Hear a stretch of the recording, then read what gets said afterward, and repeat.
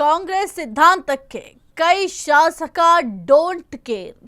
ರಾಹುಲ್ ಆಶಯಕ್ಕೆ ಕಾಂಗ್ರೆಸ್ ಎಂಎಲ್ಎ ತಿಲಾಂಜಲಿ. ಕಾಂಗ್ರೆಸ್ ಸಿದ್ಧಾಂತಕ್ಕೆ ಕೈ ಶಾಸಕ ಡೋಂಟ್ ಕೇರ್. ರಾಹುಲ್ ಆಶಯಕ್ಕೆ ಕಾಂಗ್ರೆಸ್ ಎಂಎಲ್ಎ ತಿಲಾಂಜಲಿ. ಕಾಂಗ್ರೆಸ್ ಪಕ್ಷದ ಶಿಸ್ತನ್ನೇ ಉಲ್ಲಂಘಿಸಿದ್ರ ಕೈ ಶಾಸಕ. ಒಂದು ಕಡೆ ಆರ್ಎಸ್ಎಸ್, ಬಿಜೆಪಿ ವಿರುದ್ಧ ರಾಹುಲ್ ಗಾಂಧಿ ಹೋರಾಟ. ಇತ್ತ ಹಿಂದೂ ವಿರಾಟ್ ಮೆರವಣಿಗೆಯಲ್ಲಿ ಕೈ ಶಾಸಕ ಭಾಗಿ. ಸಂಘ ಪರಿವಾರ ಬಿಜೆಪಿ ಕಾರ್ಯಕ್ರಮದಲ್ಲಿ ಕೈ ಶಾಸಕ ಭಾಗಿ. ಚರ್ಚೆಗೆ ಗ್ರಾಸವಾದ ಕಿತ್ತೂರು ಶಾಸಕ ಬಾಬಾ ಸಾಹೇಬ್ ಪಟೇಲ್ ನಡೆ.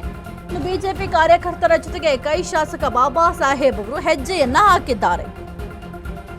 ಇನ್ನು ಕಿತ್ತೂರು ಕಾಂಗ್ರೆಸ್ ಅಲ್ಲಿ ಸದ್ಯಕ್ಕೆ ಈ ಒಂದು ಬೆಳವಣಿಗೆ ಆಗಿರುವಂತದ್ದು. ಡಿಕೆಶಿ ಆಪ್ತ ವಲಯದಲ್ಲಿ ಗುರುತಿಸಿಕೊಂಡಿದ್ರು. ಇದು ರಾಜ್ಯ ರಾಜಕೀಯದ ಮುಂದಿನ ಭವಿಷ್ಯನ. ಡಿಕೆಗೆ ಸಿಎಂ ಪಟ್ಟ ಸಿಗದಿದ್ರೆ ಇನ್ನು ಮುಂದೆ ಇಂತಹ ದೃಶ್ಯ ಮತ್ತಷ್ಟು ನಾವು ಕಾಣ್ತೀವಾ? ಈ ರೀತಿಯಾಗಿ ಡಿಕೆ ಶಿವಕುಮಾರ್ ಅವರ ಬಣದವರು ತಮ್ಮ ಶಕ್ತಿ ಪ್ರದರ್ಶನ ಮಾಡ್ತಾ ಇದ್ದಾರಾ? ರಾಹುಲ್ ಆಶ್ರಯಕ್ಕೆ ಈಗ ಕಾಂಗ್ರೆಸ್ ಎಂಎಲ್ಎ ತಿಲಾಂಜಲಿ ಇಟ್ಟಿದ್ದಾರೆ. ಕಾಂಗ್ರೆಸ್ ಪಕ್ಷದ ಶಿಸ್ತನ್ನೇ ಕೈ ಶಾಸಕರು ಉಲ್ಲಂಘಿಸಿದ್ರ. ಒಂದು ಕಡೆ ಆರ್ಎಸ್ಎಸ್, ಬಿಜೆಪಿ ವಿರುದ್ಧ ರಾಹುಲ್ ಗಾಂಧಿ ಅವರ ಹೋರಾಟ. ಇತ್ತ ಹಿಂದೂ ವಿರಾಟ್ ಮೆರವಣಿಗೆಯಲ್ಲಿ ಭಾಗಿಯಾಗಿದ್ದಾರೆ. ಹಾಗಾಗಿ ಬಹಳ ಕುತೂಹಲಕ್ಕೆ ಕಾರಣ ಆಗಿದೆ. ಯಾಕೆಂತಂದ್ರೆ ಡಿಕೆ ಶಿವಕುಮಾರ್ ಅವರ ಆಪ್ತ ವಲಯದಲ್ಲಿ ಗುರುತಿಸಿಕೊಂಡಿರುವಂತಹ ಎಂಎಲ್ಎ. ಆದರೆ ಈ ರೀತಿಯಾಗಿ ಯಾವ ಕಾರಣಕ್ಕೆ ಹೋಗಿ ಭಾಗಿಯಾದ್ರು, ಬಿಜೆಪಿಯವರ ಜೊತೆ ಇವರು ಕೂಡ ಹೆಜ್ಜೆ ಹಾಕಿದ್ದಾರೆ ಅಂತಂದ್ರೆ ಕಾಂಗ್ರೆಸ್ ಪಕ್ಷದ ಒಂದು ಶಿಸ್ತು ಕ್ರಮ ಏನಿದೆ ಅದನ್ನ ಉಲ್ಲಂಘನೆ ಮಾಡ್ದಂಗೆ ಆಗುತ್ತೆ. ಕೆಲವೊಂದಿಷ್ಟು ನಿಯಮಗಳಿರುತ್ತೆ. ಪ್ರತಿಯೊಂದು ಪಕ್ಷದಲ್ಲೂ ಕೂಡ ತನ್ನದೇ ಆದಂತಹ ಸಿದ್ಧಾಂತಗಳಿರುತ್ತೆ, ತಮ್ಮದೇ ಆದಂತಹ ನಿಯಮಗಳಿರುತ್ತೆ.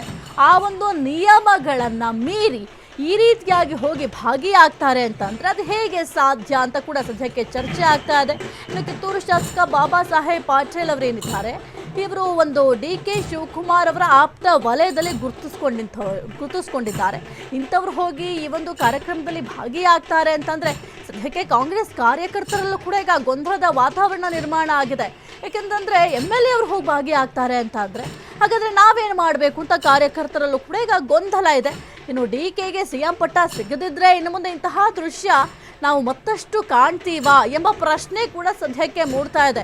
ಇನ್ನು ಕಾಂಗ್ರೆಸ್ ಸಿದ್ಧಾಂತಗಳೇನಿದ್ದಾವೆ, ಮೊದಲಿನಿಂದಲೂ ಕೂಡ ರಾಹುಲ್ ಗಾಂಧಿ ಅವರು ಆರ್ಎಸ್ಎಸ್ ಆಗಿರ್ಬೋದು ಅಥವಾ ಬಿಜೆಪಿಯವರ ವಿರುದ್ಧವಾಗಿ ಸಾಕಷ್ಟು ಹೋರಾಟಗಳನ್ನ ಮಾಡ್ತಾ ಇದ್ದಾರೆ.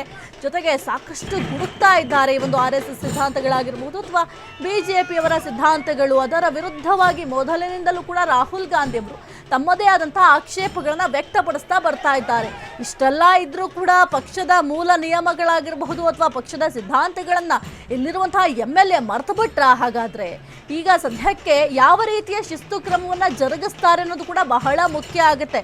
ಯಾಕೆಂತಂದ್ರೆ ಪಕ್ಷದ ಮೂಲ ನಿಯಮ ಅಥವಾ ಪಕ್ಷದ ಶಿಸ್ತು ಕ್ರಮಗಳಾಗಿರಬಹುದು ಅಥವಾ ಒಂದು ಪಕ್ಷದ ಸಿದ್ಧಾಂತವನ್ನ ಯಾರೇ ಉಲ್ಲಂಘನೆ ಮಾಡಿದ್ರು ಕೂಡ ಅವರ ವಿರುದ್ಧ ಕೆಲವೊಂದಿಷ್ಟು ಕ್ರಮವನ್ನ ಜರುಗಿಸಲಾಗುತ್ತೆ.